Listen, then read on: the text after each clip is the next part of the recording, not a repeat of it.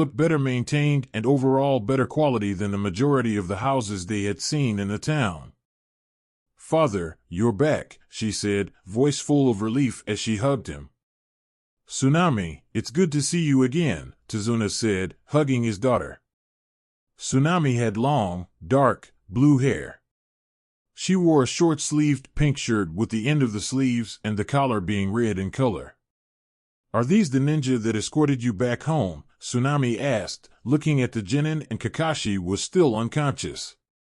"Yes," Tazuna said, smiling. He walked inside the house, after Tsunami smiled at the trio and walked in. Tazuna looked at the trio before beginning to speak. "There are guest rooms upstairs, too, so I'm assuming boys go with boys and girls go with girls." "No, not assuming, no business here," Tazuna said, glaring at them mildly. The three Genin all blushed and began stammering out sentences along the lines of they would never do that, but Tazuna just laughed at their expense. It was a joke. "But, seriously, don't do that. But there are 2 guest rooms upstairs, you can lay your sensei there." The Naruto clones cried out in happiness. They had been carrying Kakashi for a long time, and their arms were killing them. They quickly shot up the stairs and put Kakashi to rest before disappearing in a puff of smoke, causing Naruto to chuckle. "What's so funny, brat?" Tazuna asked, looking at Naruto. Naruto looked at Tazuna suspiciously. He was just acting like he was a monster on the way here, but now he was acting friendly. That was exactly what any tactical person would do, turn someone against them. However, Tazuna had a point. How had he known his clones had drawn a mustache on Kakashi's mask? It wasn't like he got their memories or something, did he? "None of your business." Tazuna sighed and looked at the ground as Naruto glared at him. Tazuna looked up at Naruto, a deep sadness in his eyes. "I understand that words are not enough, but please know that I truly mean you no harm. Also, forgive my earlier transgressions, you are not who I thought you to be." Naruto just scowled and turned before coming face to face with Sakura. "Naruto, apologize to him," she ordered. Sasuke groaned as she said that. Sakura and himself were in no position to be ordering Naruto around, especially after what she and Tazuna did. Even he knew that she would have to work to build up the trust he had in her, if it was possible to get that trust back at all. It could take months,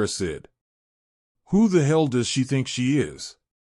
She knows nothing about my life, she couldn't comprehend it. She couldn't live a day in my shoes, heck, she couldn't live a day in any of these people's shoes. She's fortunate, having a good family that cares about her. She's never suffered, she's gotten everything she's ever wanted excluding Sasuke. I understand what Kakashi-sensei and everyone at the academy tried to tell me now. She's not the type of person you want in your life as a lover.